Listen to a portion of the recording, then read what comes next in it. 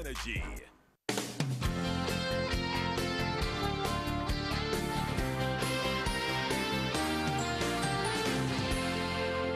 You're watching Morning at NTV. A very good morning and welcome to the Kickstarter segment of Morning at NTV. The hashtag is Morning at NTV for those that are on Twitter.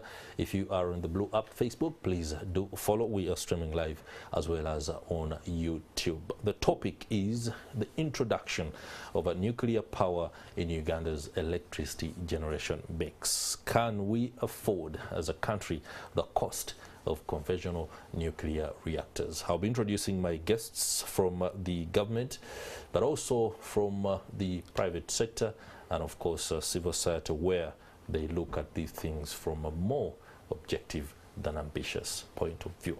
Let me give you a preamble before we get underway. In December 2021, the International Atomic Energy Agency, IAEA, successfully reviewed Uganda's nuclear infrastructure plans and identified good practices. It made recommendations and suggestions for developing the country's nuclear power plant. The government identified Buyende as one of the 8 sites for constructing a 2,000 megawatt nuclear power project for introducing nuclear power in Uganda's electricity generation mix after pre-feasibility studies in 2019. At least $9 billion is the money required to complete the construction of the nuclear energy power plant project by the year 2031. More African countries plan to develop nuclear power plants. Henceforth, the Africa Nuclear Business Platform, hosted by the Ministry of Energy and Mineral Development at Speak Resort Munyonyo in Kampala. The conference will among other things, provide a platform for players in the nuclear industry to discuss financing and viability of nuclear power plants to bridge the gap. That's a conversation that is as complex as any can come. Chris Higenyi cannot handle to give you all this information. Now, what we devised was to bring on board experts and people from the Ministry of Energy who will help us understand here. And of course, I'm now joined by Solomon Muita, the spokesperson for the Ministry of Energy and Mineral Development. Many thanks for making it. Yeah, thank you. And many thanks to you too, Bernard Chankara, energy researcher with Efficacy Methodology. Thank you for having me. Efficacy methodology sounds a bit scary for the average Chris. What do you do? If you are not in the space of research, it becomes very difficult to figure it out. But efficacy methodology is precise research approach. Okay. And so we do basically, it's a public policy think tank. And so we support government and all the other stakeholders to throw lights on critical issues that interest the public. And so we do ideally research, but purposely for policy support. I'm happy you do support government. I was telling Solomon earlier that I also support it's a public policy by being able to bring you on board so we can talk about what is being rolled out. He seemed not to believe that. Well, no, we are partners. Okay. We are partners. Yeah. We can't really say you don't support, because much of what we do is brought to life to the public through the media. Through you, and we really appreciate the role of the media and NTV, to be specific. Yes. Let me begin with you, Solomon Muita, a spokesperson for the Ministry of Energy and Mineral Development, to bring us up to speed with what plans are in place for the establishment of a nuclear power plant in Buyende. Well, we need to take it from the agenda of the government. The demand for electricity is projected to be, we are looking at generating in the excess of 40,000 megawatts of electricity in Uganda. Wow. By 2040. And as we speak, we are at 1,378.1. We are below 2,000 megawatts. So projected 40,000. 41,000. 41,000. Yes, by 2040. Wow. So we have to really plan ahead of, we need to increase the speed of generation of power and the potential of hydro. Uganda has relied largely on hydro for very many years, but the potential is just 4,500. You can call it 10%. Current potential. Yeah, about 10% of what we require. Of what you require by 2040. So we have to look into other, away from hydro. We are looking at solar, we are looking at peat, we are looking at geothermal, we are looking at, that's how nuclear comes into the mix. Because from research, a nuclear power plant can give you what we don't have now as a country. You can get it from one plant. So even in the planning now, we are planning to put up a plant, the first one, of 2,000 megawatts. 2,000 megawatts. Now, 2,000 for an average Ugandan to understand it is to combine all the generating plants in the country, plus Karuma, which has not yet come online. And Karuma is going to be the biggest power generating plant. Hydropower. Hydropower. Yeah. So when it comes online about June this year, we shall go to 2,000. Now, the first nuclear power plant we are looking to establish will give us all the megawatts we have been generating, the equivalent in just one plant. Just one plant. So the potential is quite huge with nuclear, and it's more secure because with hydro, with the other, generation methods, they are, hydro, we've had issues of hydrology. Sometimes when the weather changes, weather patterns, you're not sure whether you have enough, the flow. You can't be sure that you're going to get what you really designed the plant to give you. Nuclear seems to has worked very well in the countries that have used it.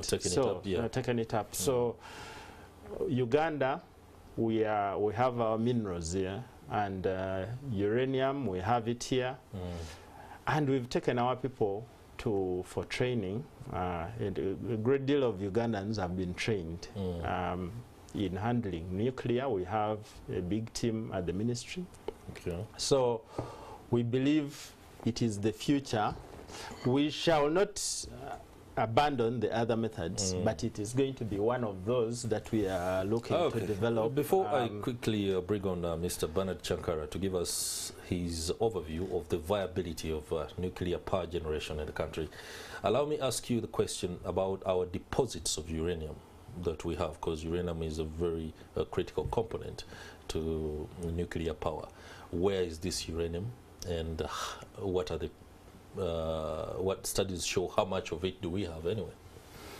Well, my colleague who is joining us will give us finer details but we have, the potential is quite huge. It is one of the reasons we really started looking that way.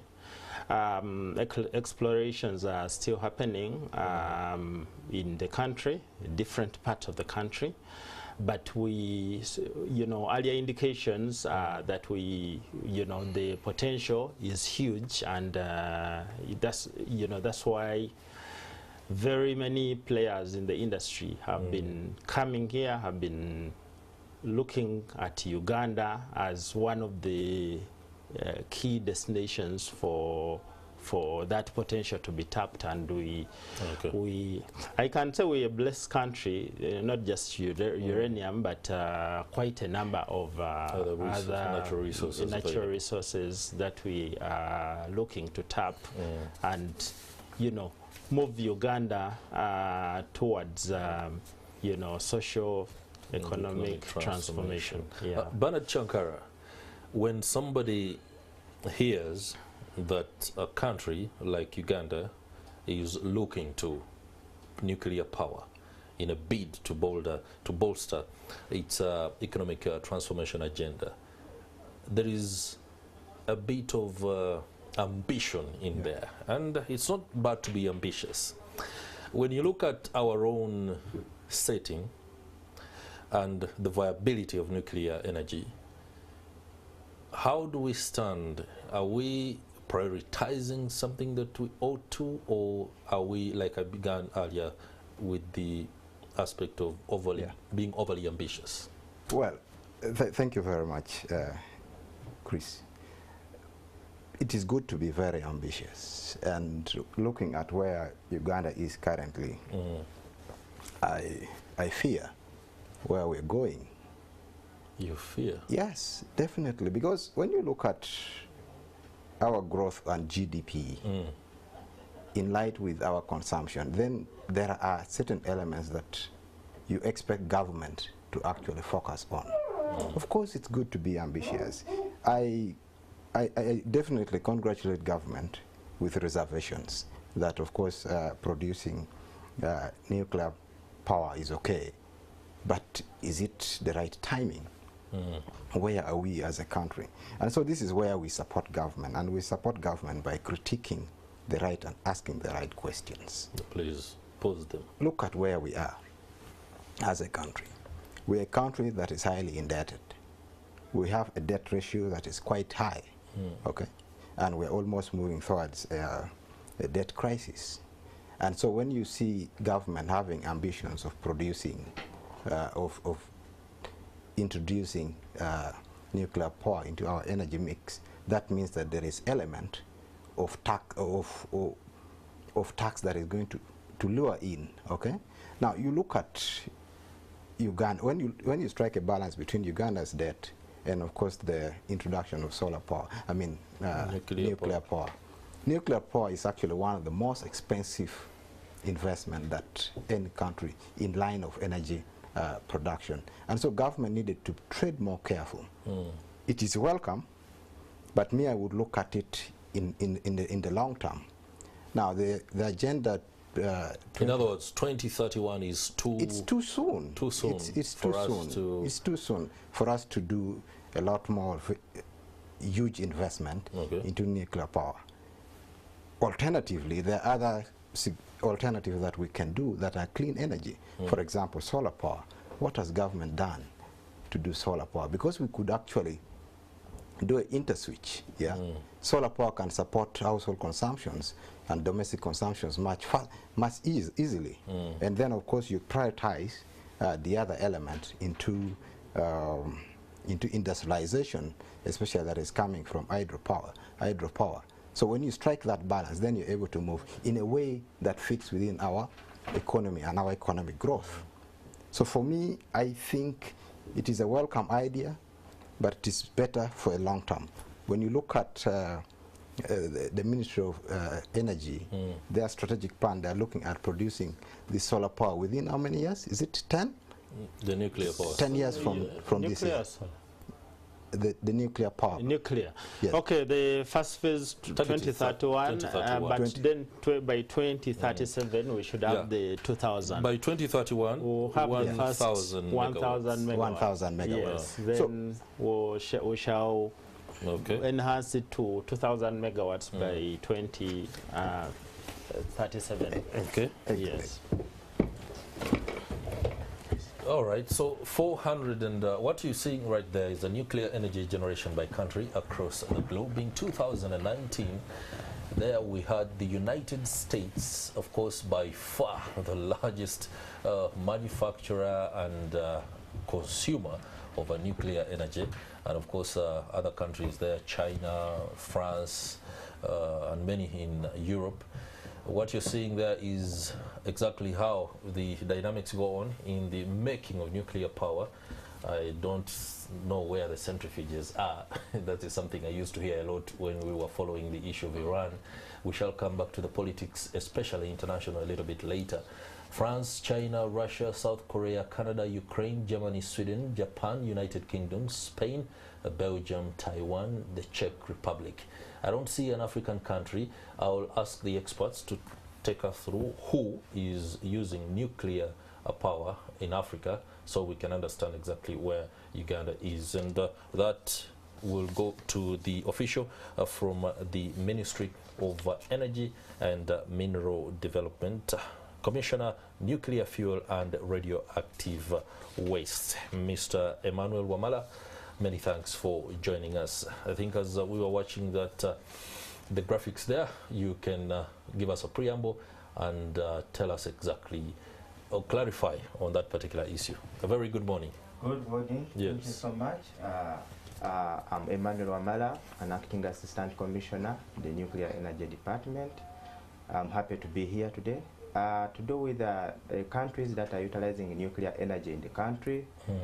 We have South Africa. South Africa is the only country right now that is operating 2 units of total installed capacity about 1,800 megawatts at Coburg Nuclear Power Station. This nuclear power plant has been in operation for some good time, and it has greatly contributed to electricity generation mix of South Africa. We have other countries that are prospecting, and one of them is Egypt. Right now, Egypt is constructing 4 units of installed capacity, about 4.8 gigawatts, being constructed by Rosatom, the Russian company. And then the rest of the countries, Uganda, Ghana, Kenya, Zambia, and Morocco are planning to have nuclear energy in their energy mix. Okay. Yeah.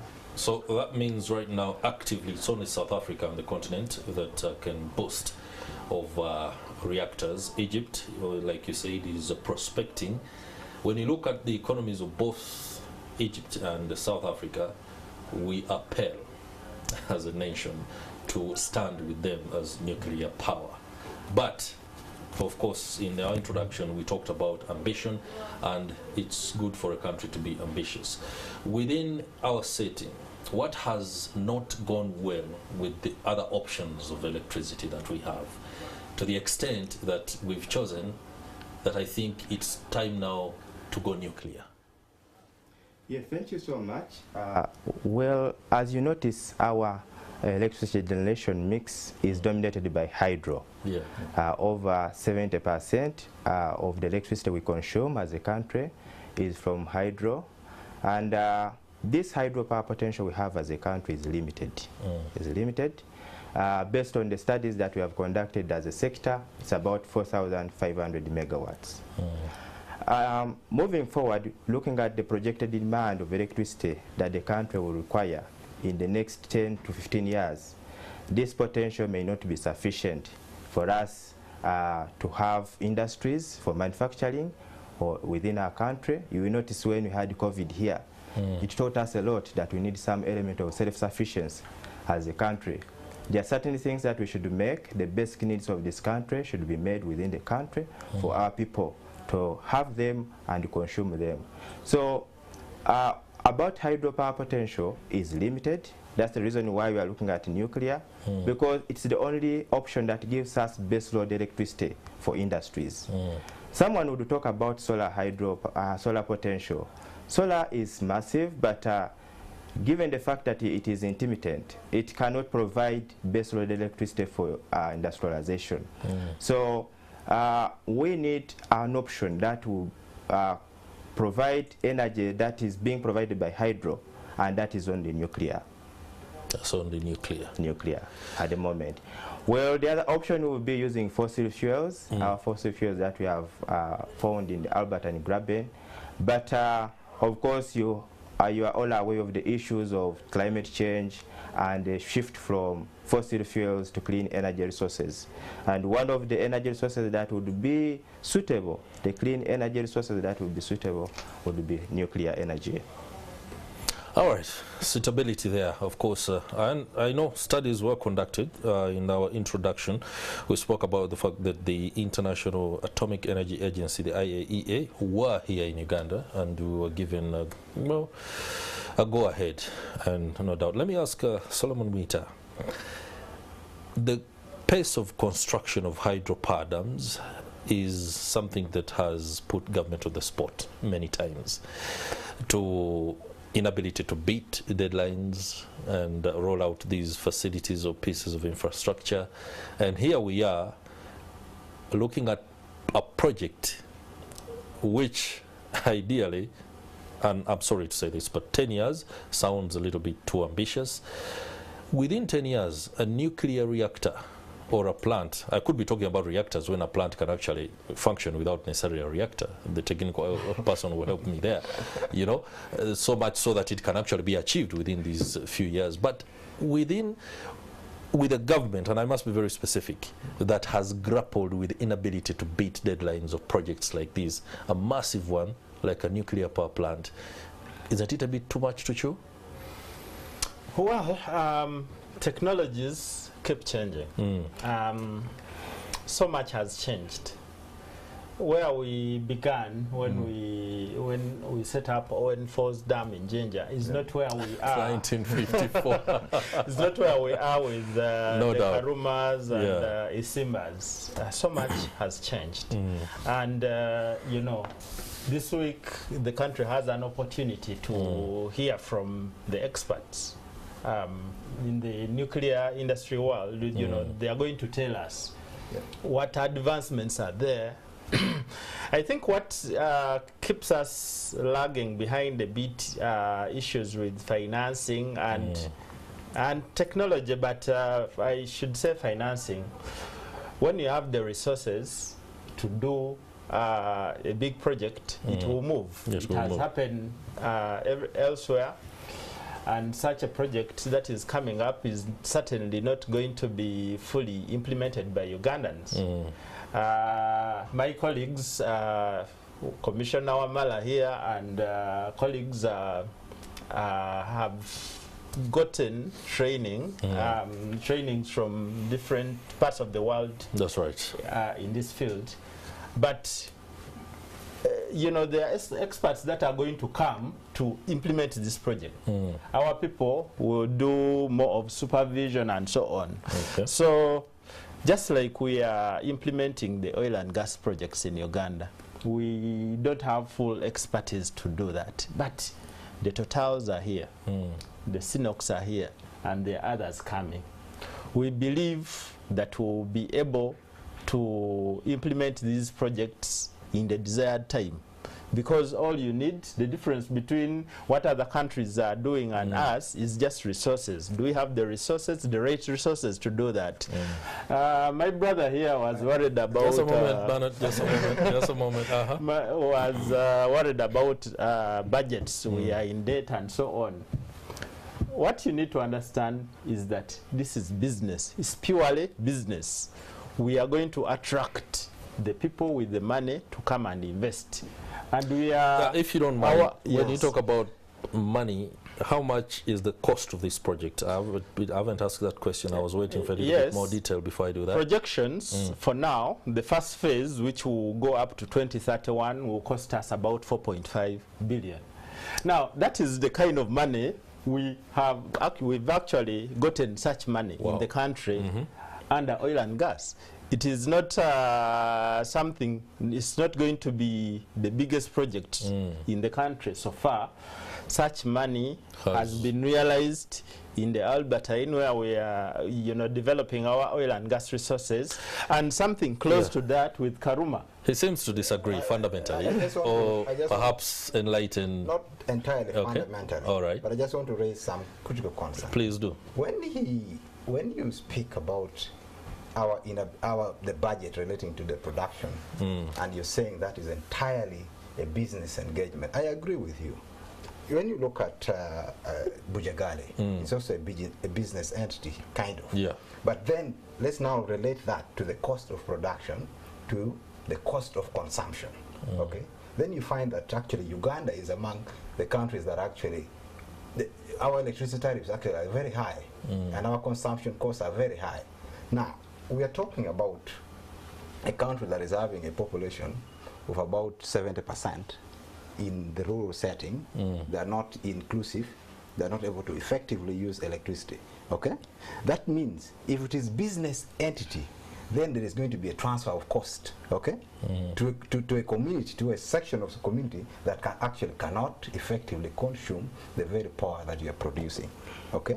So now that is where that brings in, the expert into perspective here. Yeah, it's actually quite high. So you're transferring burden to one would say embarking briefly, on nuclear projects is to lessen the cost and of course make it more available to the people. But before you do, let me ask, the feasibility studies that have been conducted across the country on consumption patterns for electricity, what is the picture like? First paint one for us, because according to Bernard Chankara, the people you are going to avail this nuclear power with hardly consume even the available power that we have. President Museveni looks at industries as the main consumers of the kind of power that he wants to bring on board. But again, industries are also already complaining about the cost of the available hydropower. Yes, thank you so much. To do with the cost of electricity, it all depends on the cost of capital that was used to construct this power plant. That's right. Now, from Jagali and other projects, we have learned that that's very important when you're packaging the project. That's why you see for Karuma and Simba, the cost of electricity from Karuma and Simba will be less than 5 cents. Now, even for the nuclear power project, we anticipate that the cost of a unit of electricity from the nuclear power plant will be comparable to the cost of electricity from the Karuma and the Simba hydropower project.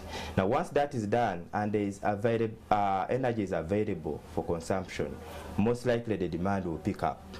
And once there is high demand for this energy, then the cost will definitely go down.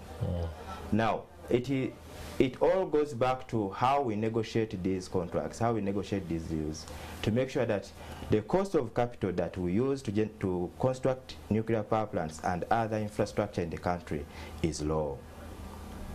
Who are we discussing with in terms of, is it a consortium for payment? Who is going to meet the cost of this massive project?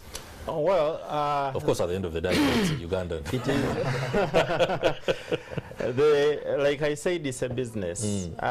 Uganda has been doing, research has been done, and we know what the market wants. The biggest issues that we've had over the years are issues of evacuation of power. So you have a big power plant, it has this capacity, but you're not able to evacuate that power to where it is needed. Now, government has been investing heavily in that area. Transmission, putting up transmission lines, and transmission and distribution. And distribution. Initially, we looked largely towards generation without paying as much attention to transmission and distribution. Now, over the past, let me say, 20 years, attention has been paid towards that. So, by the time we have our nuclear power plant, we should have networks to get the power from where it is and add it on the national grid. And it should be able to take power wherever it's required, including our neighbors need power from us. Kenya, Rwanda, DRC, Sudan, Rwanda, Burundi, TZ.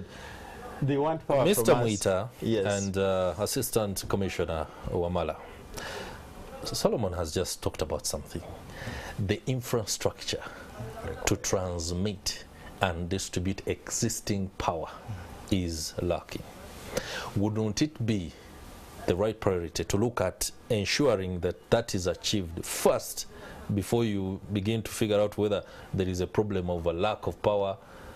You can't transmit it and distribute it as effectively as you ought to. And nuclear power is the solution to transmission and distribution?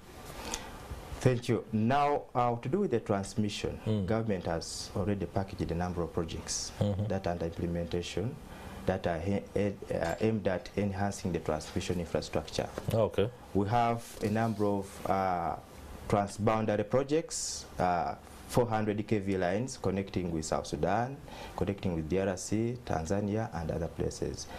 For the nuclear power project, our plan is to package it the way Karuma was packaged. where you plan a nuclear power plant, but as well as plan for the evacuation lines and the transmission infrastructure. So we believe that once that is done, when we are constructing a nuclear power plant, we don't have an issue of a redundant power plant which cannot be evacuated. Whoever is going to construct a nuclear power plant will find ways of having this transmission line also constructed. So government is having two interventions. Remember, a power plant takes about 5 years to construct.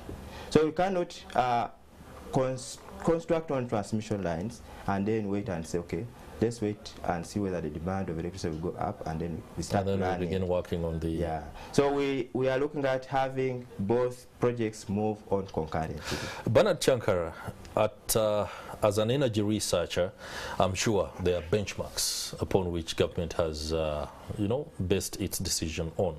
When you look across the region, I don't even want to go to the African continent because Egypt and South Africa, yes, we can compare ourselves to them, but statistically, no. When you look at the region, the demand for nuclear power, Mr. Solomon Rita spoke of the fact that we need to export and it makes some money, which is a business sense, no doubt about it.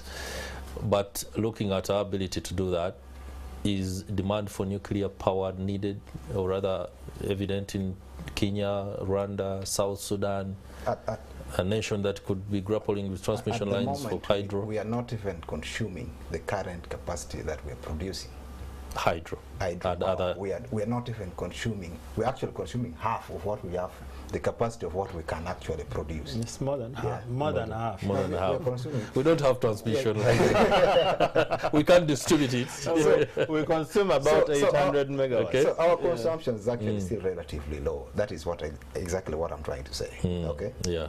And yet our production is actually relatively higher than what we're actually consuming. Although there is usually the producers and the businessmen who are doing the businesses try to regulate and shut power down here and there so that they can manage their... They can manage okay, so sometimes when Umeme does its thing, yes, they are simply playing around. They are trying to manage their cost and trying to manage their cost because our consumption pattern is a little bit weak. But let's look at countries that are actually making attempts to produce nuclear plants. A case in point, I can refer to Ghana.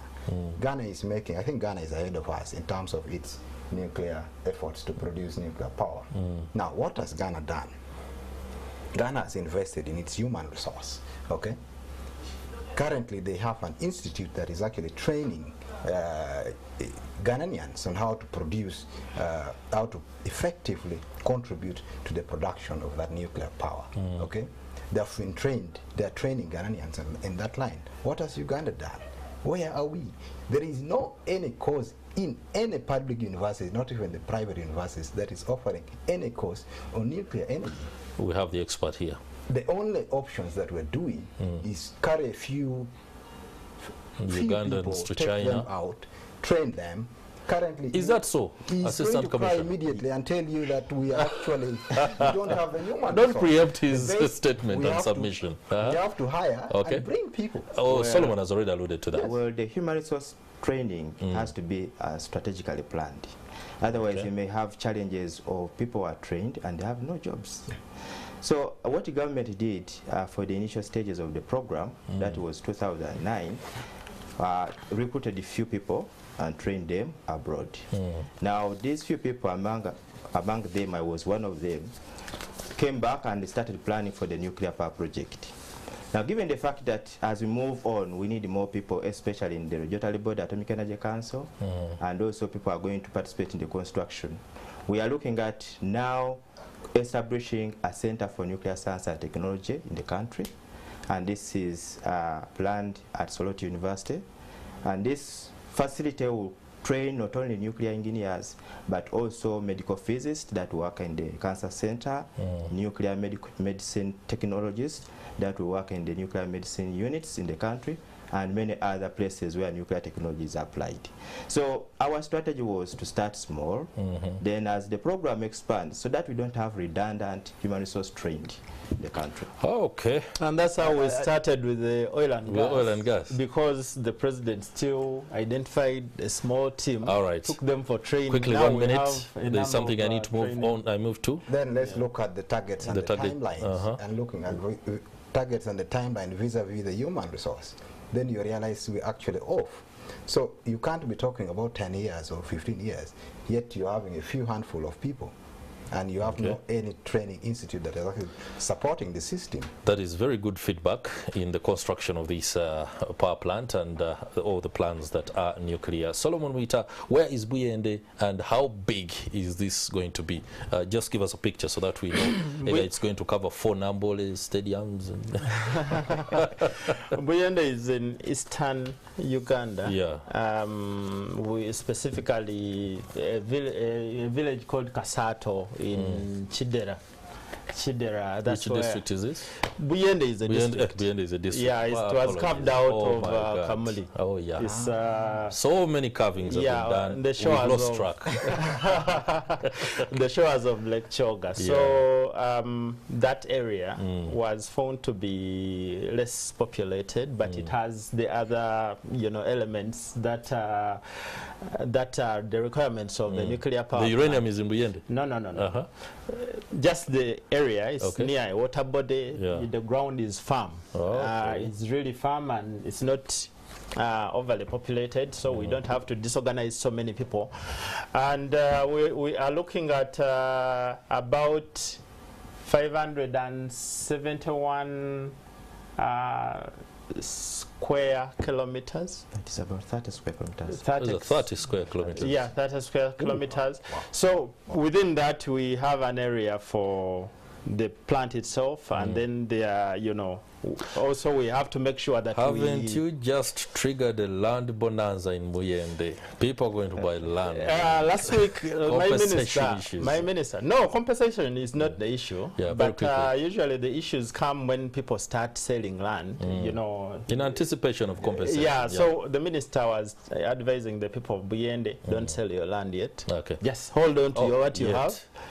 Hold on, wait for the money. In 60 broadcasting seconds, the threat of nuclear. We've heard stories, we've watched movies. Ugandans are not ready for a spill. Yes.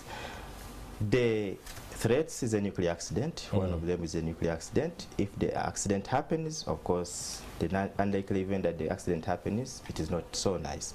But given the fact that the industry has been here for over 50 years, lessons have been learned in terms of design of the power plants. There are some plants which will never be deployed again, especially those which have been part of the nuclear accidents that we have had.